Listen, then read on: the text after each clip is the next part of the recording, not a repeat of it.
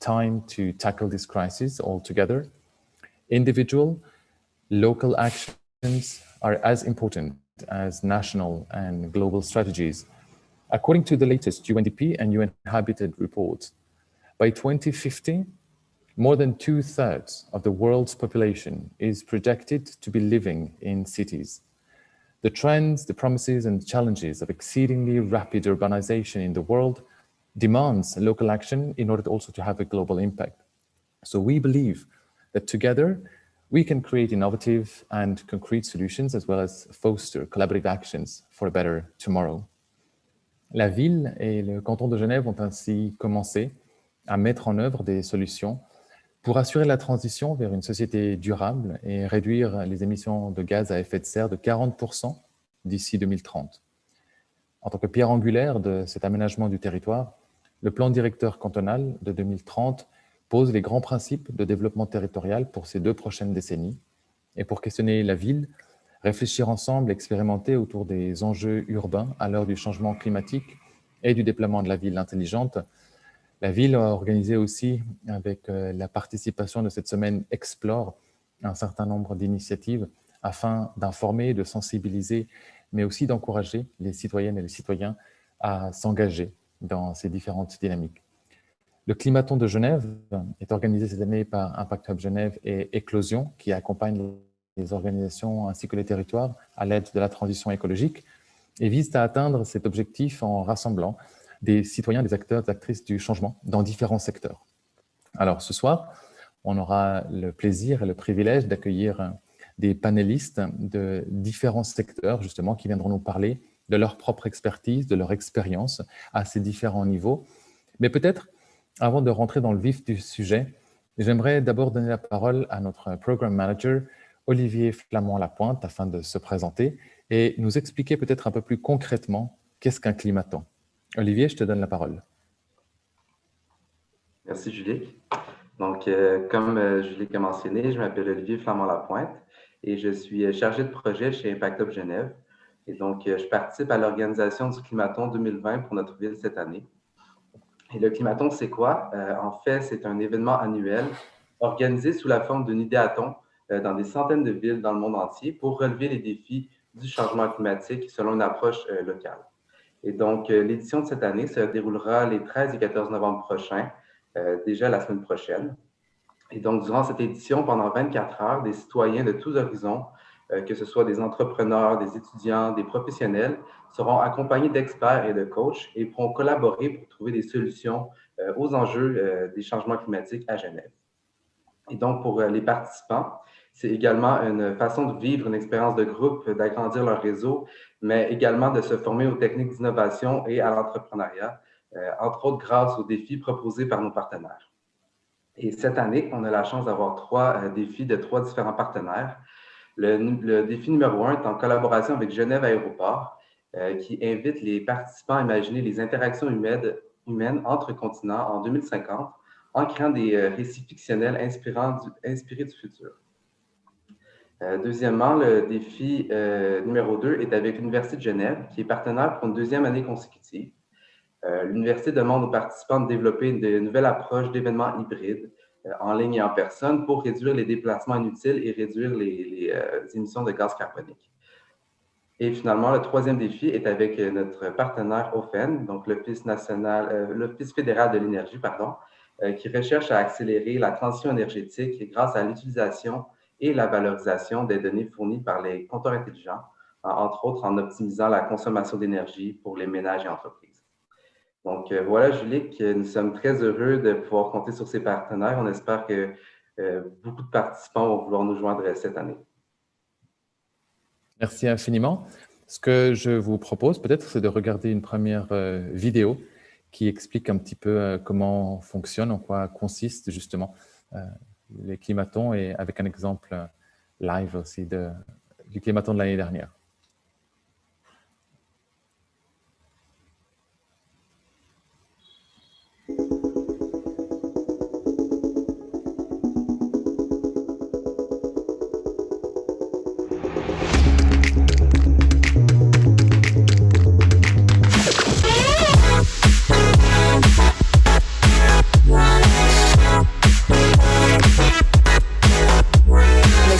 très enrichissante, c'est vraiment accessible à tout le monde. Une grande variété d'âges, de nationalités différentes, tous engagés pour le climat.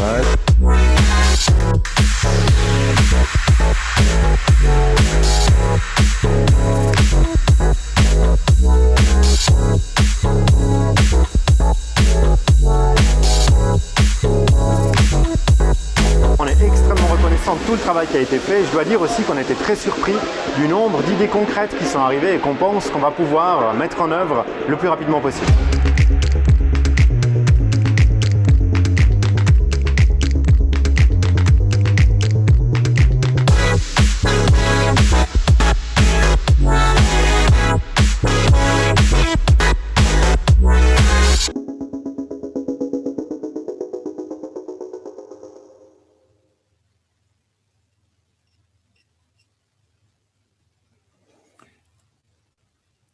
Magnifique, merci beaucoup. C'est du coup l'occasion de donner la parole à notre event manager, Gavin Lancaster, afin de nous parler un peu plus des aspects techniques de ce climathon qui est passé du présentiel au virtuel.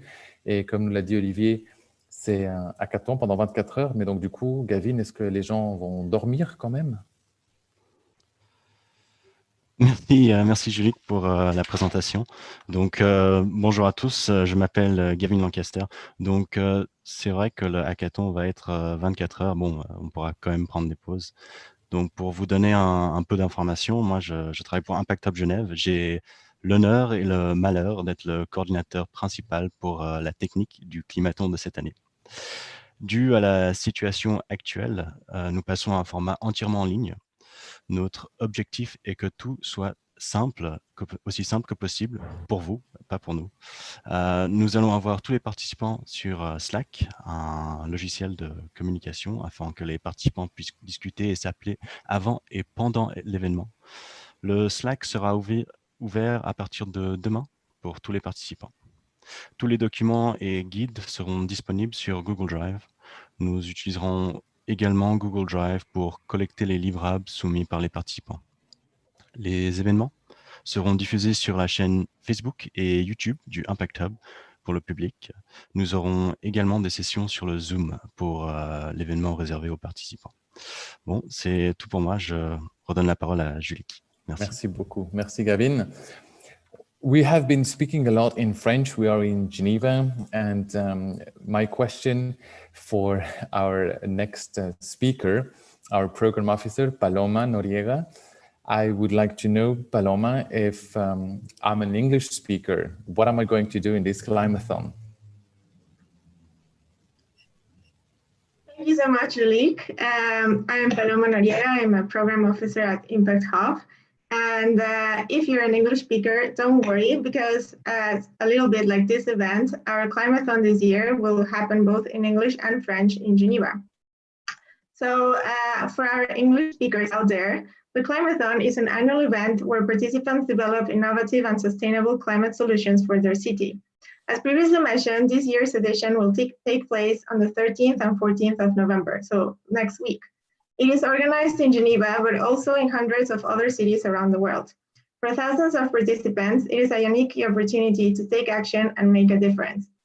In addition to developing solutions for the climate, participants will have the opportunity to have a group experience, expand their network, and learn about the innovation techniques and entrepreneurship. Participants will be able to collaborate during 2 days with citizens from all walks of life, entrepreneurs, students, and professionals. And experts and coaches will help them to find solutions to the challenges proposed by our partners. As previously mentioned, this year we have 3 exciting challenges.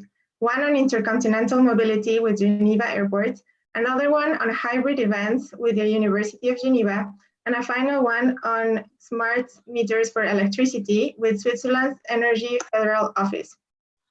All of these challenges and their descriptions are also available in English in our official website. In view of the current situation, as Gavin has mentioned, we are going fully online for this year's climathon. Our objective is to keep everything as simple as possible for you, so don't worry. Participants will use Slack, Google Drive, and Zoom. Events will be streamed on the Impact Hub Facebook and YouTube channels for the general public. As you can see, we're going full on with technology. but we will provide guidance on all of these tools so participants will have a fun time. So don't worry, all of you English speakers and French speakers, you will both be able to participate. Back to you, Julie.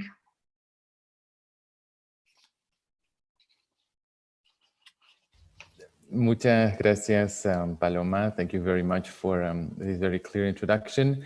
So we had the what, we had the how, and I think it's about time to have the who. On a entendu différentes représentantes de ce parti le plus logistique au niveau de l'Impact Hub, et nous avons tenu ce soir à organiser ce pré-événement comme une mise en bouche afin d'inciter toutes les personnes qui nous regardent, qui nous écoutent et qui nous suivent à s'inscrire, à participer, mais aussi à être sensibilisés à ces grandes thématiques.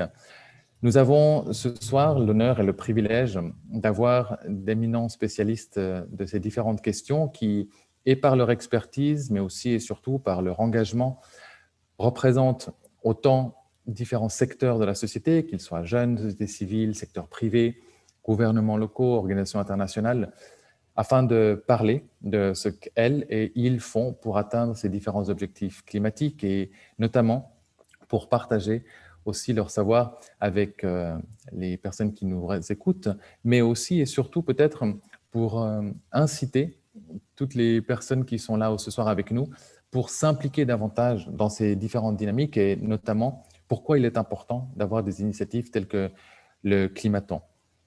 I'm repeating myself, but the here event and both the Climathon are bilingual. So tonight our speakers will be able to address these different questions in the language where they are the most comfortable.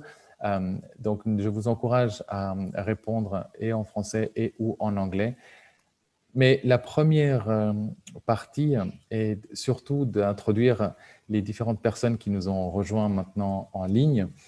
I would like first, maybe in English, to welcome Mr. Bruno Pozzi, the Director of the Europe Office of the United Nations Environment Programme, UNEP, Madame Marie-Claire Graff, Jungo Focal Point at UNFCCC, co-founder of Sustainability Week International, and a member of the Swiss delegation to COP25 as an expert of action for climate empowerment. Monsieur René Longet, conseiller administratif de la ville d'Aunay, expert en durabilité, président du conseil de fondation du DECIP. Madame Christiane Fischer, adjointe de direction à Genève Roule. And last, but by no means the least, Nicolas Freudiger, fondateur de ID Genève et qui est le gagnant du Circular Economy Award 2020 CET. Merci à toutes et à tous. Thank you very much for your presence and your participation tonight. We're very honored to have you on board. My first question to all of you will be, how does your experience and sector contribute to the ecological transition in Geneva? And I maybe would like to give the floor first to Mr. Bruno Pozzi to share with us in a couple of minutes his feedback. Thank you very much. Mr. Bruno Pozzi, you have the floor. Thanks a lot, Julien. Merci beaucoup et vraiment un très grand plaisir d'être avec vous. Je sais que le temps est limité, donc je vais plonger directement dans le bain, essayer de dire ce qu'on peut faire, nous, en tant d'aide, comme aide au niveau des Nations Unies à Genève pour vraiment porter l'impact en matière de changement climatique. I think the UN is there to gather forces, of course, and, you know, we entertain the conversation. This is really what we do. We entertain it in Geneva with the various UN agencies, but also with the local citizens and with the local authorities. And on this, I must say that there is a very strong up about environment and climate change in Switzerland and in Geneva. We can see action and willingness to act on the three pillars of the crisis that basically make our planet less sustainable. We've got a pollution crisis, and we've got in Geneva a huge hub about chemicals and about air quality, and this is really something that we see moving. We've got a crisis about biodiversity, and we host in Geneva the CITES convention, for example, and then we've got the climate change crisis, which is really mobilizing us today, and in Geneva we've got the IPCC, and we've got the headquarters for Europe of UNEP. So this makes Geneva a very special place where we can gather forces, and we try, to give you an example, to get a number of diplomatic missions on board. We've started an initiative with the missions, with the ambassadors, basically to understand what climate change is and how they can also at their level contribute to measure their impact, reduce their impact, and then offset the impact of their activities. And this is, I think, a real innovation. So we gather forces, we advocate, and we dare to bring a message that every citizen needs to be engaged. Thanks. Grazie, Dottore. Thank you very much. That was very clear. You were talking about those three pillars and the necessity of having such a global action, which is a good transition maybe to give the floor to Marie-Claire Graff to talk a little bit more also about this Sustainability Week International and how your sector contributes to this ecological transition. Yeah, Graff, vous avez la parole. Thank you so much. My name is Marie-Claire. I'm going to continue in English, despite my French surname. Yeah, exactly. And I think it's very important to, most people, they don't belong to one sector, but actually are different layers of sectors one belongs to. And I think it's very interesting if we can combine these different sectors we belong to, and if this make it even stronger, so we have a network effect within ourselves. So as already pointed out, the first sector as a student, I was not studying in Geneva, but I studied in Zurich at ETH and the University of Zurich. And so we focus on the educational sector. We started the Sustainability Week Switzerland. So this is a one-week event happening in March, and it's happening at all universities across the country, also in Geneva, many other cities in Romandie. It's a one-week momentum where we really highlight sustainability and also the role of universities, because basically they came up with the science that we are in a crisis, whether it's the climate crisis or it's the biodiversity crisis. And they also have the access to the solution. They have a lot of knowledge and wisdom. And what we are demanding as the knowledge, like the lighthouses of society, when it comes to this, all this knowledge, that they also bring this more into the educational sector and bring this into the research sector, but also behave themselves on the campus, but also in strategy and governance accordingly. So really having a one-week momentum to raise awareness, to spread knowledge, but also hold the university accountable for their role, so the educational sector, but also then as many we are all human beings, and we can all be activists and join pressure movements, which also have a very important role. Young people have been going on strikes, the climate strikes, but then also all the generations join. So this is another sector we are all having within us. And yeah, also we are all advocates. So myself, for example, with Swiss Youth for Climate, we're also very active in Geneva and taking actions also on the local government, also on the cantonal level. So there are different levels, and I think it's important to point out that there is always a component, for example, in the educational sector, which is getting political, and in the political sector, it's getting like on a very personal level. And if we make this, and if we can connect all of these levels, I think we can really accelerate the change. And this is what we need for this ecological transition in Geneva, but also on the international level. Thank you. Thank you so much, Marie-Claire. I think you put in words one of the credos of the Impact Hub, in the sense that we are here at an intersection between a personal and a global level. We as human beings, just being residents on this planet for a given time. You talked about the different synergies. I like your image about being a lighthouse, literally now in the middle of the storm, and how our personal activism can contribute to a global activism.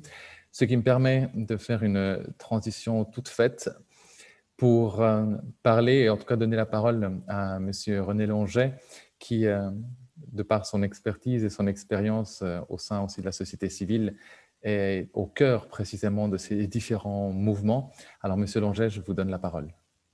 Merci beaucoup. Donc, j'ai été annoncé comme conseiller administratif de la ville d'Aunay, mais ça fait un moment que je ne suis plus en activité dans ce rôle, mais j'ai évidemment beaucoup pu réaliser et je peux beaucoup parler de ce qui se passe dans les collectivités publiques. Je ne vais pas non plus m'exprimer au nom du DOCIP, mais effectivement, je peux faire tout à fait le lien avec ce qui a été dit pour présenter quelques éléments d'activités qui sont possibles à Genève à 3 titres. Moi, je suis vice-président du conseil d'administration des services industriels de Genève, SIG. J'en dirai 2 mots, bien sûr.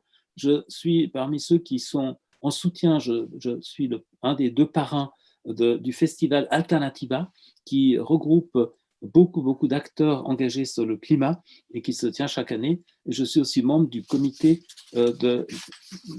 d'aujourd'hui de la Chambre de l'économie sociale et solidaire, mais qui aujourd'hui s'appelle après Réseau de l'économie sociale et solidaire à Genève.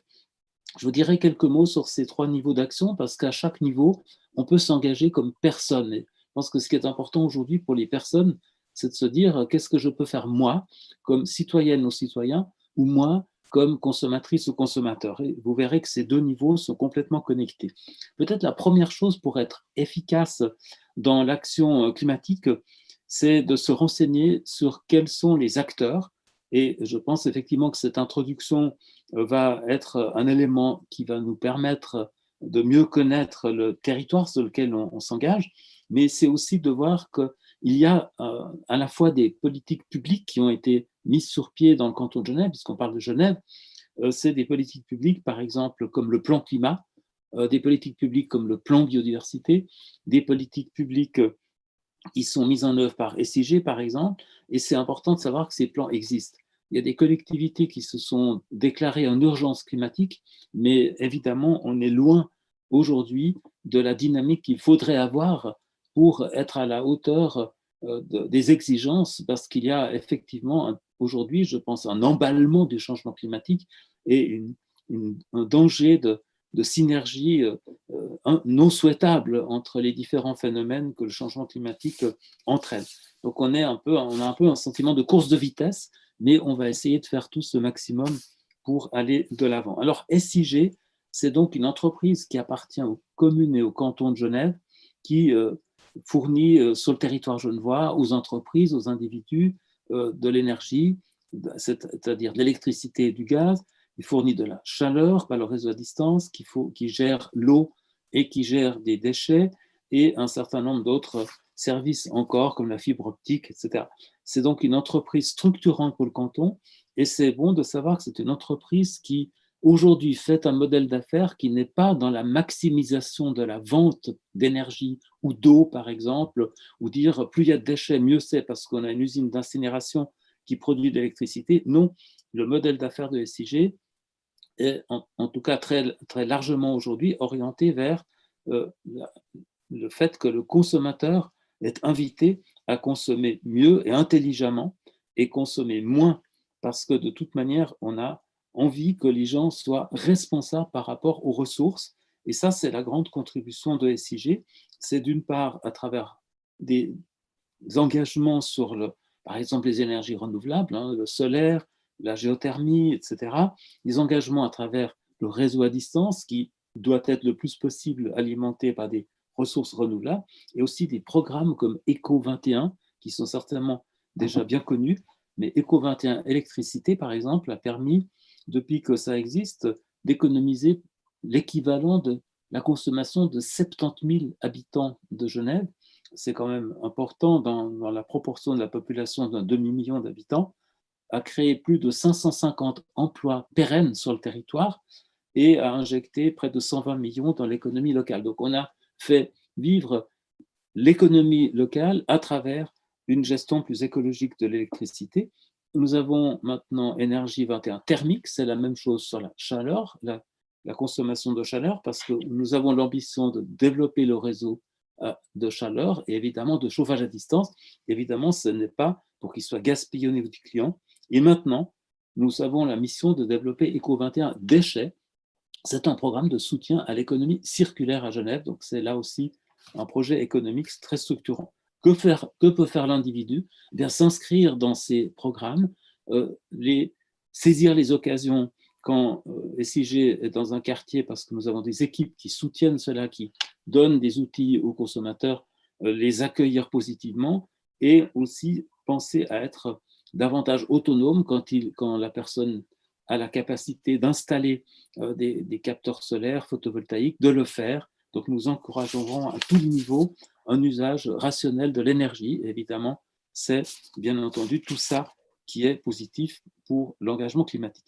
Maintenant, deuxième point, l'économie sociale et solidaire, donc l'association après, elle regroupe plusieurs centaines d'entreprises qui sont des entreprises pionnières dans une gestion écologique et sociale. C'est des entreprises qui sont très souvent regroupées en coopératives, donc qui ont une raison d'être qui n'est pas lucrative d'abord, mais qui est de rendre service à ceux qui se sont regroupés dans ces entreprises. C'est un modèle économique là aussi très, très important pour la transition, parce que le but n'est pas de faire fructifier du capital comme but d'une entreprise, mais c'est de faire répondre à des besoins et de calculer le prix de manière à ce qu'il permette la rentabilité d'un fonctionnement, une rémunération correcte des gens qui y travaillent, mais pas de servir les dividendes abusifs à des fonds d'investissement. Et là, nous sommes très, très engagés sur la durabilité aussi. Là, on peut rejoindre, il y a aussi des membres individuels, on peut rejoindre après, donc le réseau de l'économie sociale et solidaire à Genève. On peut s'engager là-dedans. Nous soutenons les startups dans le domaine et les créateurs d'entreprises dans notre périmètre, notamment en étant partie prenante du prix IDEA, qui est un prix qui est donné chaque année à des acteurs qui lancent des nouvelles choses et des nouveaux produits. Puis enfin, j'ai parlé d'Alternativa. C'est un festival qui se tient en septembre chaque année. Cette année, c'était la 6e fois. Il y avait plus de 170 organisations d'acteurs du champ de l'engagement pour le climat à différents niveaux, qui ont présenté des stands au Parc des Bastions au mois de septembre. Et avant ce grand festival, il y avait une semaine de débat tout à fait intéressante. Donc là aussi, on peut rejoindre ces acteurs, ces organisations. Et moi, j'invite toute personne qui souhaite s'impliquer, et je pense qu'aujourd'hui, ça concerne vraiment chacune et chacun, quelles que soient ses capacités d'action, on peut toujours faire quelque chose en regardant bien les sites internet de, premièrement, SIG, 2, Alternativa, et 3, après, parce que vous y trouverez tout ce qu'il faut pour vous engager au service d'un territoire qui soit davantage résilient. Puis je conclurai en disant, nous avons effectivement la chance d'avoir à Genève tout ce périmètre des Nations Unies où beaucoup de choses vraiment passionnantes se passent, où les combats se mènent aussi. Mais je pense que c'est très inspirant pour nous d'être dans cet environnement. En tout cas, merci à toutes celles et tous ceux qui nous écoutent de s'engager et de trouver les chemins concrets qui lui conviennent. C'est moi qui vous remercie pour ce panorama extrêmement complet. Et on voit aussi la complexité de toutes ces différentes initiatives. Les citoyennes et citoyens sont parfois un peu dépassés par la situation, ne sachant pas forcément quoi faire. Et je pense que c'est l'occasion justement à travers et cet événement et le Climathon de rappeler toutes ces magnifiques initiatives citoyennes. Et je pense que c'est précisément dans cette idée, vous avez parlé d'économie circulaire, le hub est vraiment dans tout ce réseau et toute cette dynamique au niveau suisse, mais aussi mondial. Et c'était facile de faire la transition avec notre prochaine panéliste, puisque vous avez parlé en l'occurrence d'un emballement, mais aussi d'une course par rapport à ce changement climatique, comment consommer mieux, mais aussi consommer moins. Et c'est vrai qu'aujourd'hui, par rapport au changement climatique, on parle souvent de tout ce qui est des piliers autour de la pollution, de l'air. On voit surtout en cette crise de Covid. Donc, c'est l'occasion de donner la parole à Mme Christiane Fischer, qui, en tant que représentante et porte-parole de Genève Roule, va pouvoir nous éclairer sur ce qui se fait à Genève à ce niveau-là. Madame Fischer, vous avez la parole. Oui, bonsoir à toutes et à tous. Je suis très heureuse de participer ce soir à cette discussion. Et puis, je souhaite en tout cas tout bon à cette édition 2020 du Climathon. Je suis sûre qu'il y a des projets très stimulants qui vont en ressortir. Au niveau de Genève Roule, donc c'est vrai que cette association s'engage depuis bientôt 20 ans pour la promotion du vélo et l'insertion socio-professionnelle. Donc, en fait, on est convaincu depuis le départ que le vélo ou l'utilisation du vélo est un levier indispensable pour la transition écologique et que le vélo, finalement, représente une solution très simple, bon marché et qui peut effectivement aussi se décliner selon de nombreux besoins. On voit que le développement de vélos cargo qui permettent de transporter différents types de marchandises, des enfants, des chats, un déménagement. Enfin, on a de multiples usages qui peuvent être remplis par le vélo et de plus en plus. Et pour Genève Roule, le vélo est indispensable, indissociable d'une mission sociale, c'est-à-dire que toutes nos activités de promotion du vélo sont effectuées par des personnes en insertion qui sont soit issues de la migration, qui sont actuellement au chômage ou au bénéfice de l'assistance, mais aussi des jeunes qui veulent s'insérer dans le marché du travail. Et là, un point qui est intéressant aussi, c'est qu'on parle de transition écologique, mais finalement, cette transition peut aussi offrir des opportunités professionnels, des métiers qui sont en train de se développer, de changer pour des jeunes ou pour des personnes qui recherchent aussi un sens au niveau professionnel et qui peuvent contribuer avec leur travail à cette transition.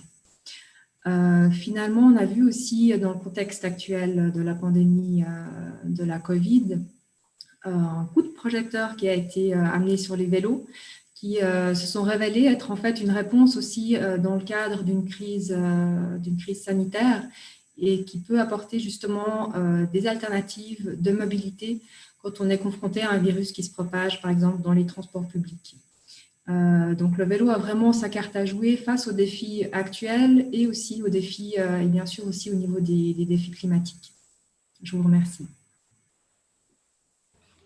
C'est moi qui vous remercie. Effectivement, le Covid nous confronte, nous vient aussi questionner certainement peut-être une façon de faire qui doit en tout cas être repensée.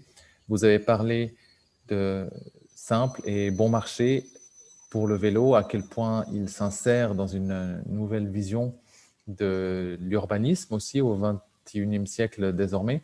Et c'est l'occasion de donner la parole à notre dernier panéliste qui peut-être aussi de manière simple, un peu moins bon marché, mais certainement haut de gamme, avec une thématique qui n'est pas toujours associée à la notion d'économie circulaire et qui pourtant est un très bel exemple de recyclage concernant notamment un produit peut-être moins évident que le vélo, mais certainement tout aussi pratique, à savoir les montres.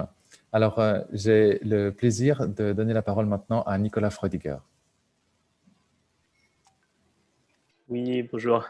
Mais merci beaucoup, Julie, pour cette introduction, cette belle introduction. Donc, tout d'abord, ID Genève, qui sommes-nous? Donc, on est une équipe de 4 jeunes entrepreneurs romans.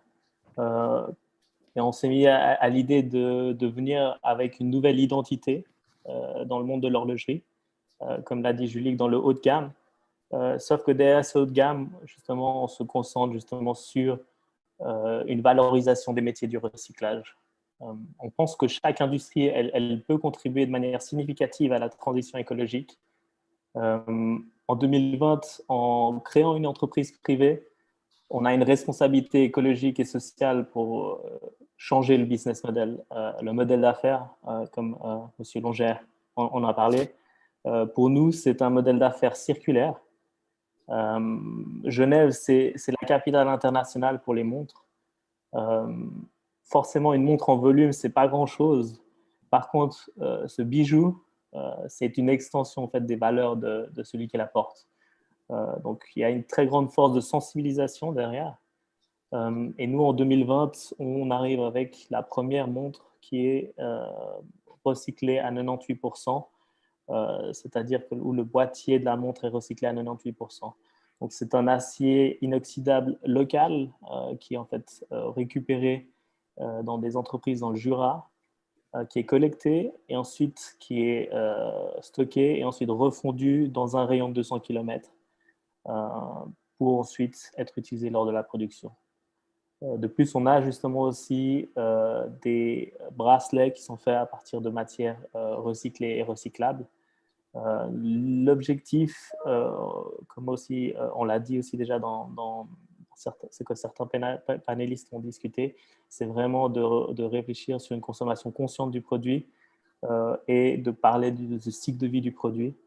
Et on pense justement que même dans une industrie horlogère suisse, on peut faire mieux sur certains aspects en fait, du cycle de vie du produit.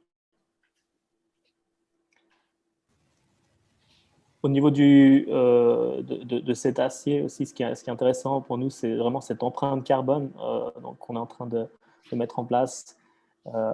Il est considérablement à l'heure actuelle plus faible que de l'acier neuf et surtout d'avoir un pourcentage aussi élevé, ça nous permet d'éviter un travail, une pollution au niveau de l'extraction des nouveaux minéraux. Et pour nous, ça c'est aussi, donc, ça attaque aussi à une autre industrie qui est très globalisée, c'est l'industrie sidérurgique des métaux, pardon. Par ailleurs, justement, on a aussi nos mouvements qui sont upcyclés, donc qui sont aussi reconditionnés, et un service après-vente aussi qu'on va dévoiler le mois prochain, qui permet justement de garder un contact avec notre ambassadeur pour pouvoir lui proposer un service sur cette montre. Voilà. Magnifique. Merci beaucoup, Nicolas.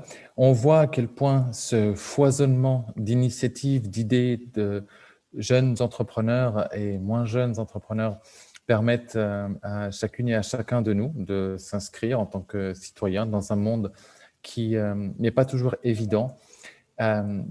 On sait et on connaît la fameuse citation de Sun Tzu dans l'art de la guerre, que dans chaque crise, il y a des opportunités. Et c'est l'occasion de rappeler aussi à toutes nos téléspectatrices, téléspectateurs et auditrices et auditeurs que tous les différents liens concernant les initiatives, concernant les projets qui ont été annoncés seront également mis en ligne. N'hésitez pas à revenir sur l'événement pour retrouver toutes ces différentes informations et afin de découvrir aussi et d'explorer ce que chacune et chacun de nous peut faire à ce niveau-là. I'm still thinking about our English speakers and English viewers. So I would like to do a second and final round regarding the second question about how us as citizens can do more, can try to converge in these different dynamics with your different initiatives. So I would like again to give the floor to Mr. Pozzi in order to tell us a little bit more about the link between your own initiative and our citizens. Mr. Pozzi, you have the floor. Thanks a lot. And again, briefly, so that everybody can contribute. But I think the first step is everyone can contribute, and so believe you can change. That's the message that we've got to repeat and advocate and tell everyone. It's not impossible to beat climate change, but it needs immediate action and it needs massive action. By massive action, it could be frightening because you might think it's only the big companies, only the big powerful people who can make a change. But no, everyone at every level, we can make a change. And we can make a change by thinking in terms of sustainable consumption and production. Think twice when you consume. Think twice when you produce something. Everything we do has got a CO2 impact. Try to measure it. Try to evaluate how you can reduce it, and you'll see there are many ways to be active and to really bring a change. The other thing that I'd like to promote towards citizens is the use of science. Science is what brought the world to understand that we've got crises, that we've got pollution crisis, biodiversity crisis, and the climate change crisis. If we use science well, we can also make a difference. And citizen science is especially strong nowadays all around the world. I'm thinking about the project that we developed with Kazakhstan, where the air quality in Almaty has become a political issue because citizens gather data about it and put it to the government to show, well, we've got an issue here and we need to take action. So think about that. You all have the power to change. You all have the power to gather science. There are very simple tools to do that nowadays, and share it and bring it together towards political action. That's what I would recommend. Thank you very much, Mr. Pozzi. Massive action. We do believe at the Impact Hub that impact cannot happen in isolation. So for sure, we need to be connected. For sure, we need to be enabled and inspired as well. So Marie-Claire, I would give you the floor again for you to enlighten us about how to get more involved in all these different dynamics. Absolutely. And I think it has a lot to do with the different levels we just touched upon before. That you have, for example, all students in Switzerland, but also all students around the world, for example, can join the Sustainability Week. So you can make a change within the educational sector. You can try to push for more sustainability in education, research at the campus. So this is one possibility, which is easy. You can just Google Sustainability Week in Switzerland or Sustainability Week International, and you can join also their local, very often their local sustainability committees. So for students, there is like this way you can engage with the higher education sector, but also, I mean, then you can join other associations who are maybe more political, because even if we are fixing the educational issues and we would teach more about the climate crisis, and if we would promote more of the solutions, we still have a huge lobby sitting in the parliament and is not currently acting according to the crisis, at least not the climate crisis. For the COVID, it was a little bit better, but on the climate and biodiversity crisis, we have still a lot more to do. So you can join Swiss Youth for Climate or any other organization which is committed to pragmatic and bold changes. And then, yeah, there's the climate strike. I mean, there are pressure movements. At the moment, a little bit difficult. Nevertheless, there are some online possibilities to engage. And I think it's interesting when one is joining different movements in the same, like fighting for the same, but coming from a different angle, because then you can get this synergy, what Julien just mentioned, you can get this synergies going. And I think this is what we need, because the climate crisis is accelerating. We have very, very little time according to science.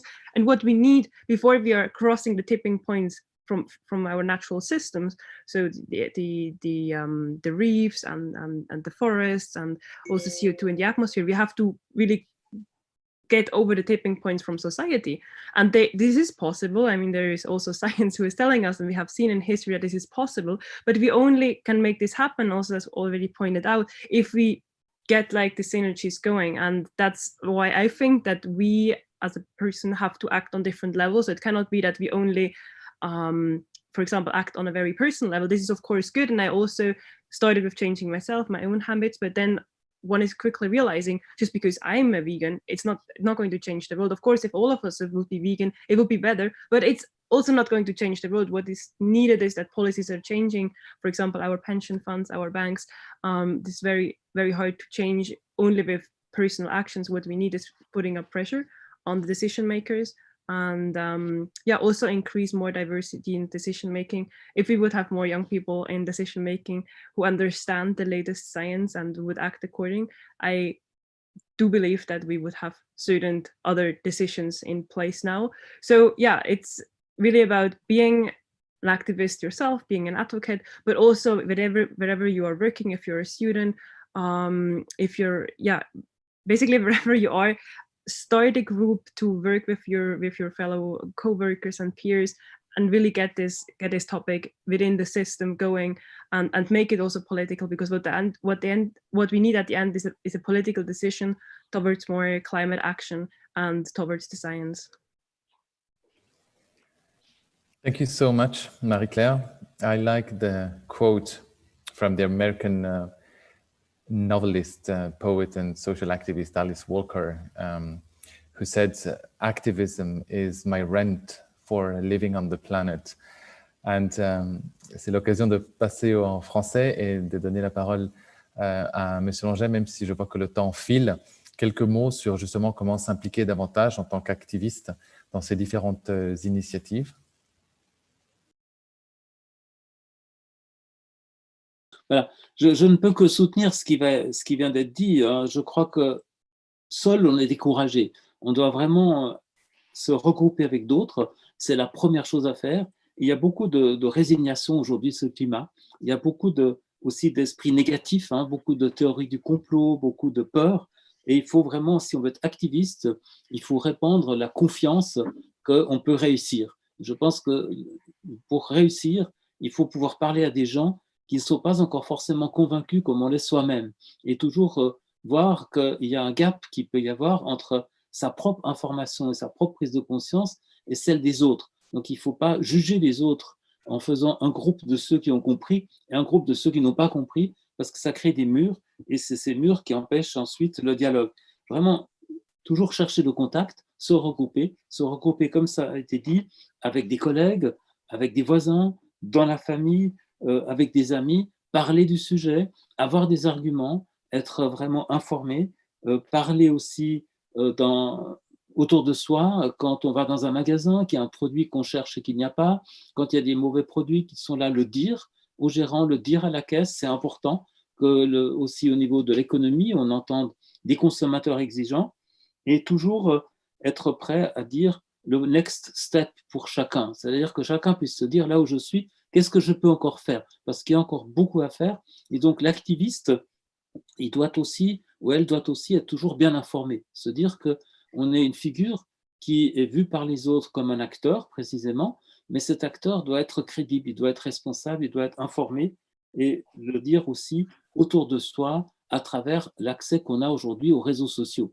Et vraiment, il y a beaucoup de messages qui ne sont pas dans la bonne direction aujourd'hui, je crois, sur les messages sociaux.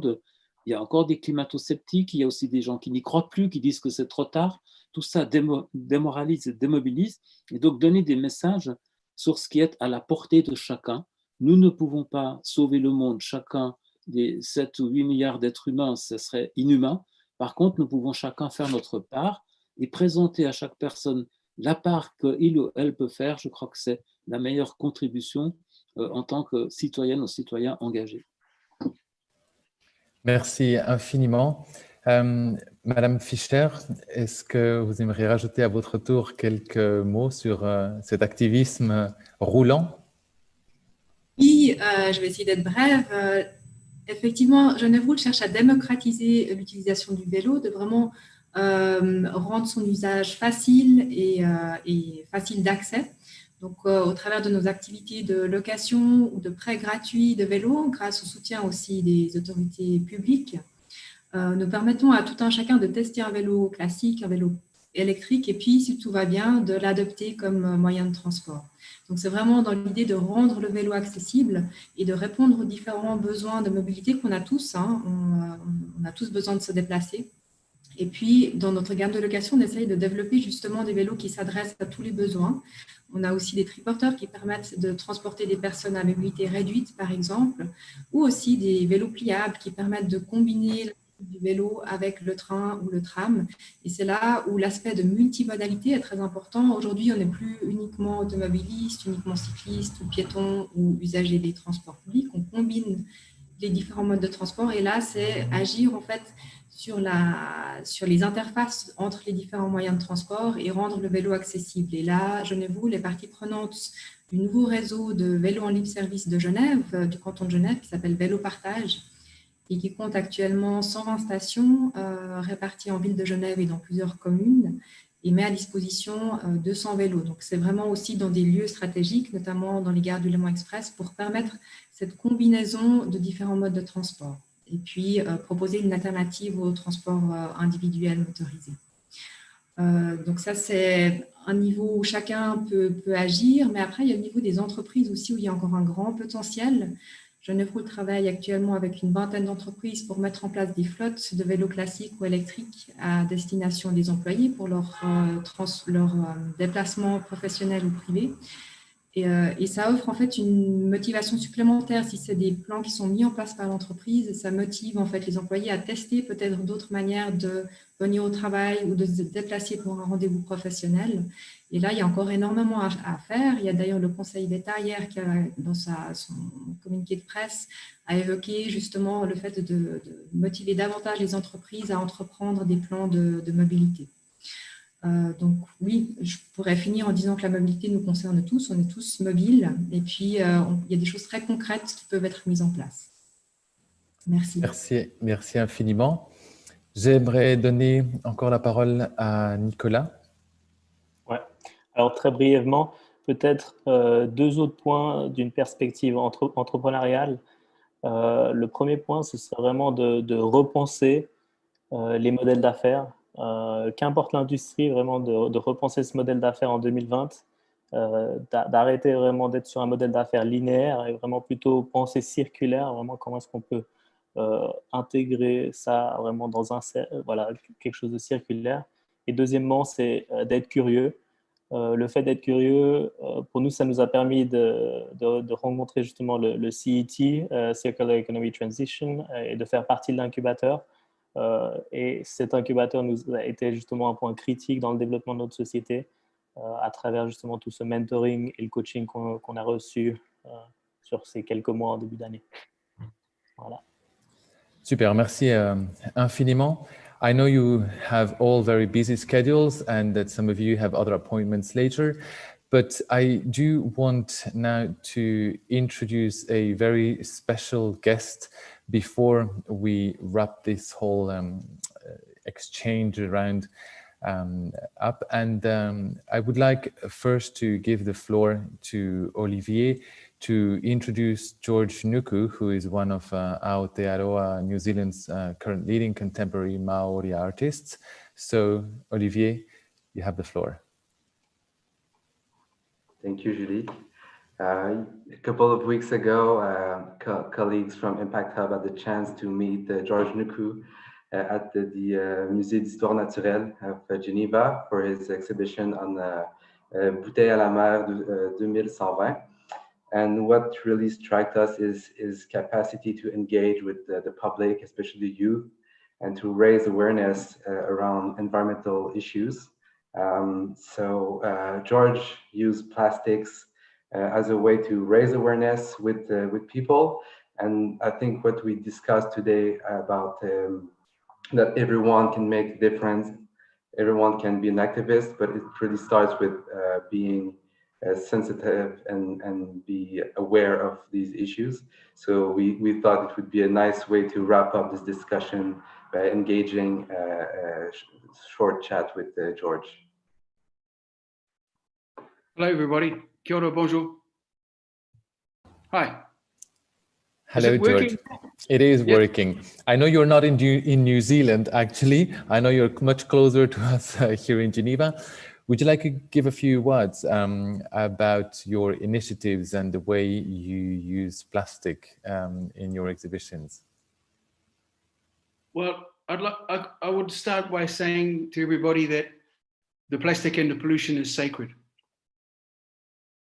And the current challenges, is the word I prefer to use, challenges that we are facing about pollution and all this kinds of stuff in the world would be perhaps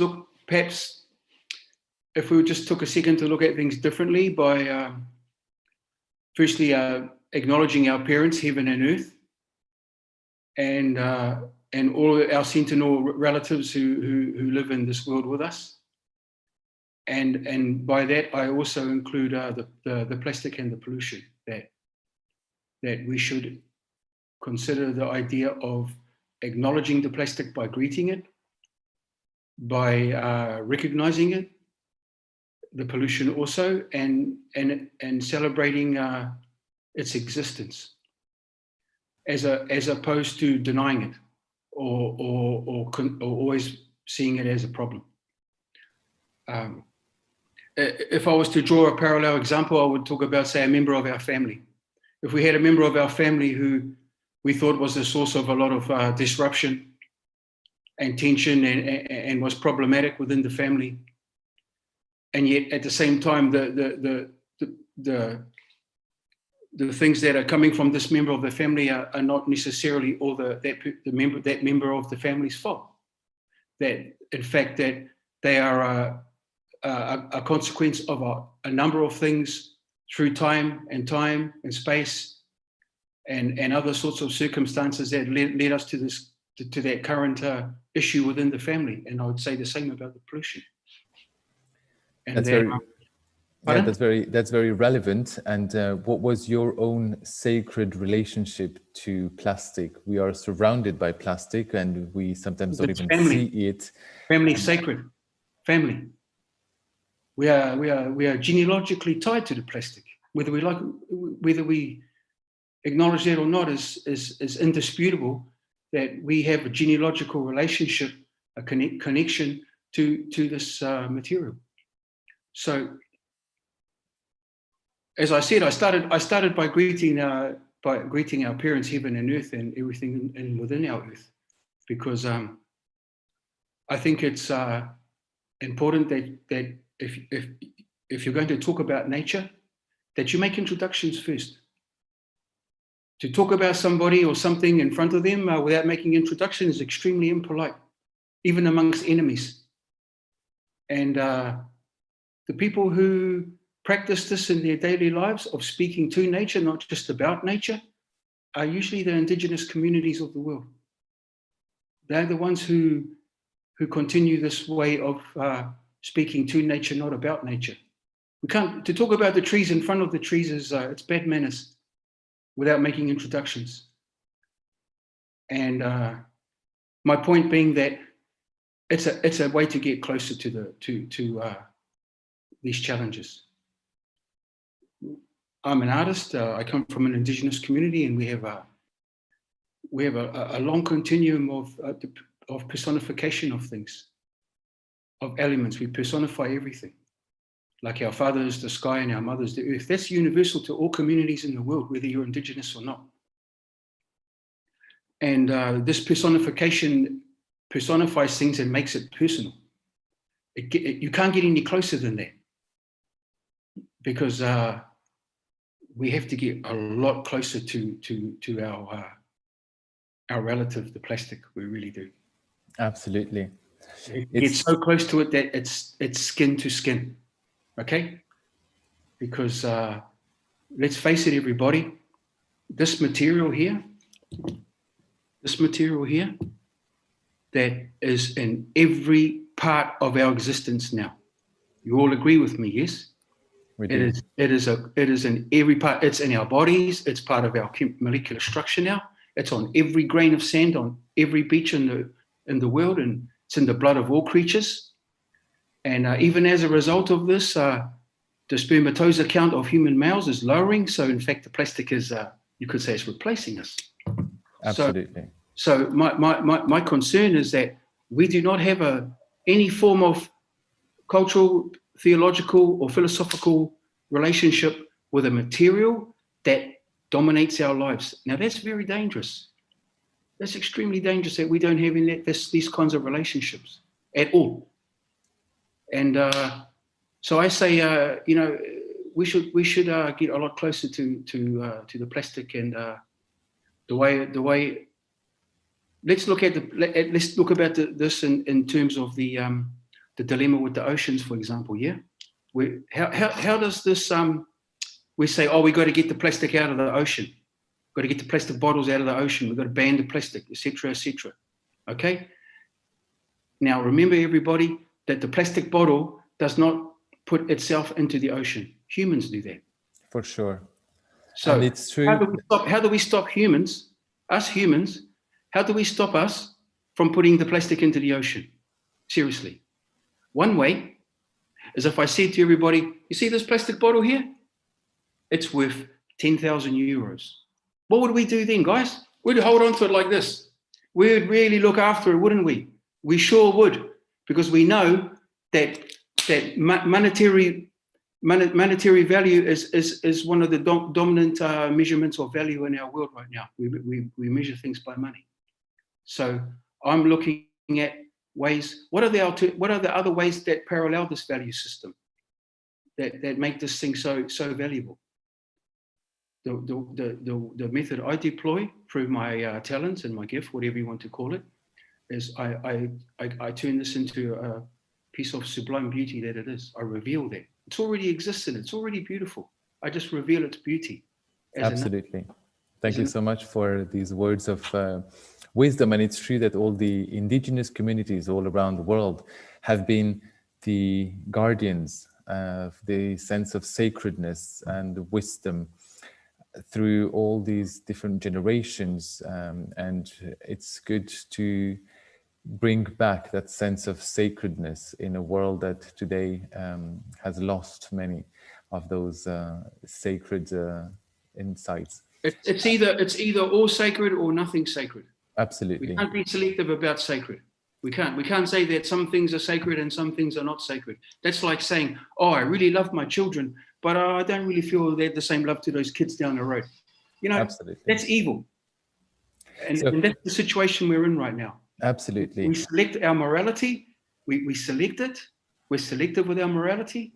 We're selective with our value. We are not prepared to value and respect things unconditionally like nature does, like she does. She does not give us a partial sunrise. She gives us the whole thing unconditionally.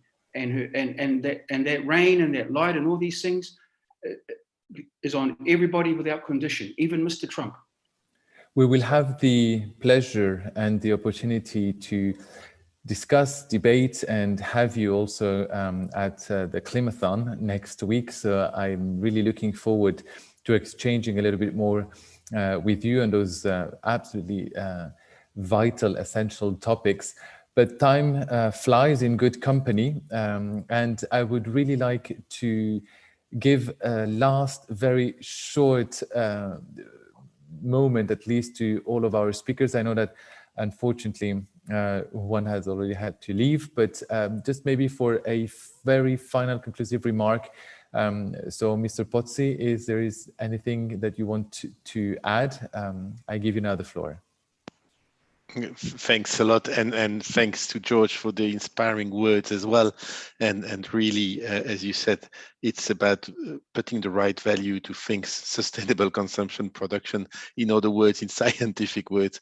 But really, thanks for organizing this action and mobilizing Geneva and Switzerland and the world around these issues. And we are all in this together. Thanks.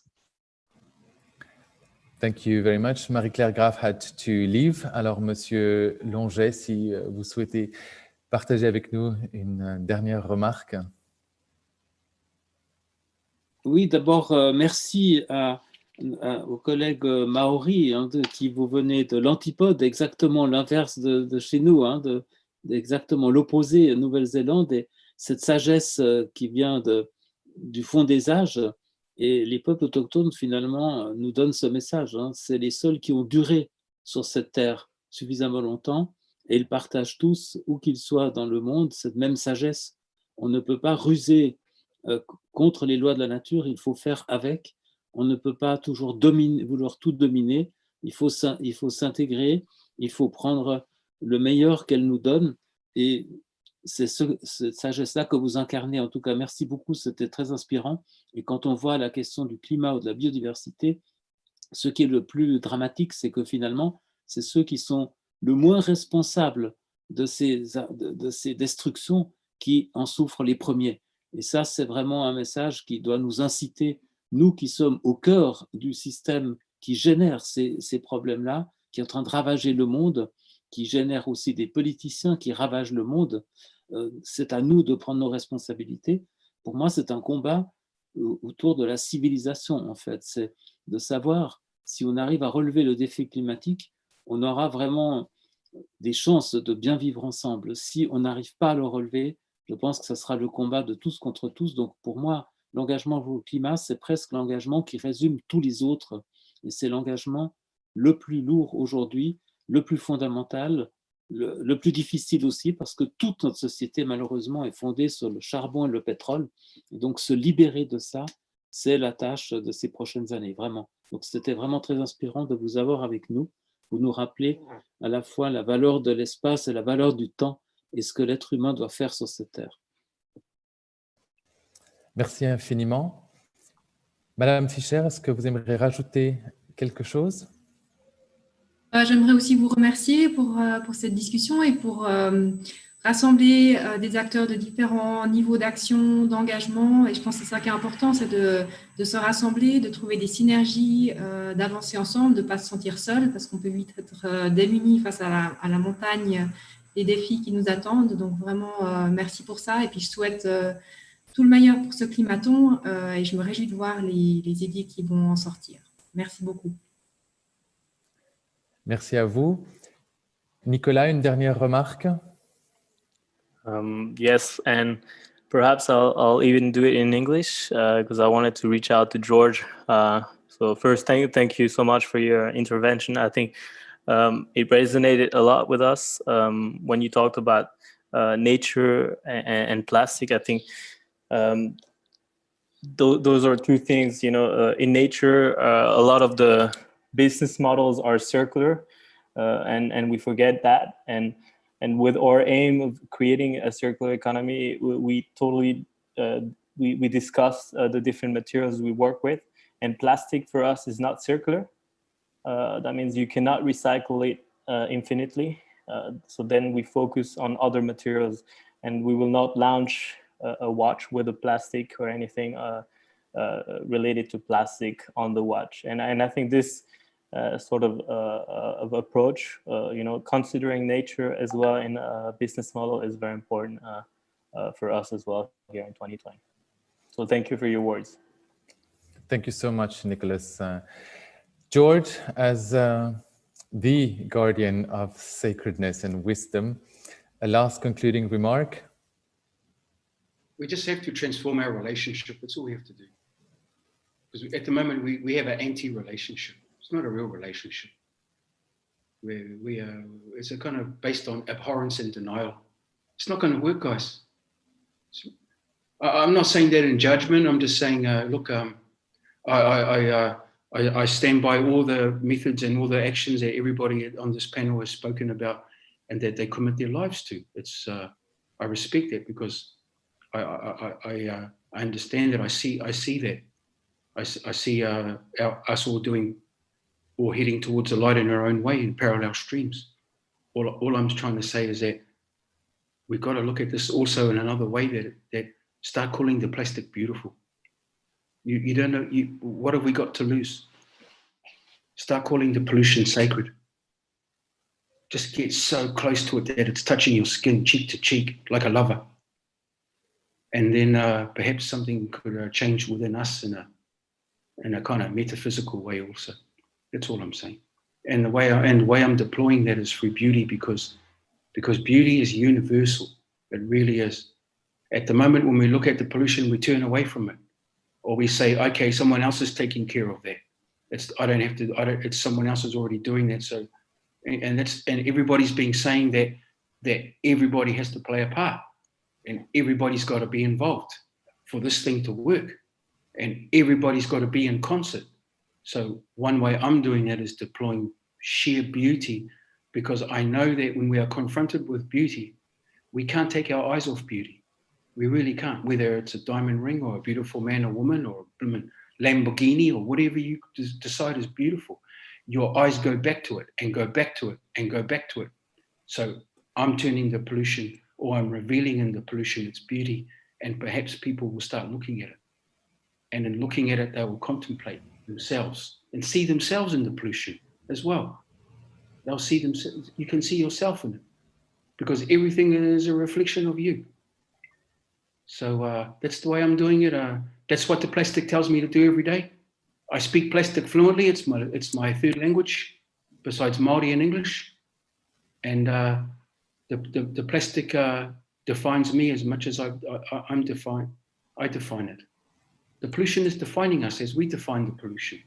There's no denying that. So let's start to have a really creative relationship more and more with it, okay? I speak plastic fluently. This will be the hashtag, I think, of this exchange tonight. Thank you so much, George, for all these inspiring words. Relationships, beauty, connection. I think these are important words, absolutely, that we have shared tonight. I would like really to extend to all our panelists and speakers a warm and heartfelt thank you. Merci infiniment à chacune et à chacun d'entre vous d'avoir participé, d'avoir pris du temps pour partager cela. C'est d'autant plus important, je crois, en ces temps parfois difficiles à traverser, de sentir qu'il y a des réseaux, qu'il y a des connexions, qu'il y a des synergies, qu'on peut toutes ensemble et tous ensemble continuer à traverser une période qui certainement s'annonce différente, mais pas pour autant plus triste que celle que nous avions avant. Je pense qu'il s'agit aujourd'hui de ne pas être nostalgique, mais au contraire d'aller de l'avant dans ce sens-là. So I would like also to thank all our viewers, nos auditrices, nos auditeurs, toutes les personnes qui ont partagé ce moment avec vous. We can join again within a week time. Our Climathon is happening next weekend. You will find all the links on our different platforms. Si vous avez des questions, si vous souhaitez continuer ce dialogue, n'hésitez pas à revenir vers nous. It was a pleasure and a privilege. J'aimerais souhaiter à toutes et à tous une excellente fin de journée. Merci encore et je me réjouis de vous retrouver très bientôt sur cette plateforme et j'espère aussi en vrai afin de pouvoir rattraper toutes ces accolades qu'on n'a pas encore pu échanger et se donner pendant ces périodes virtuelles. Thank you from the bottom of my heart. À toutes et à tous, encore une excellente soirée et à très bientôt. Merci beaucoup and goodbye. Merci à vous, au revoir. Merci, au revoir.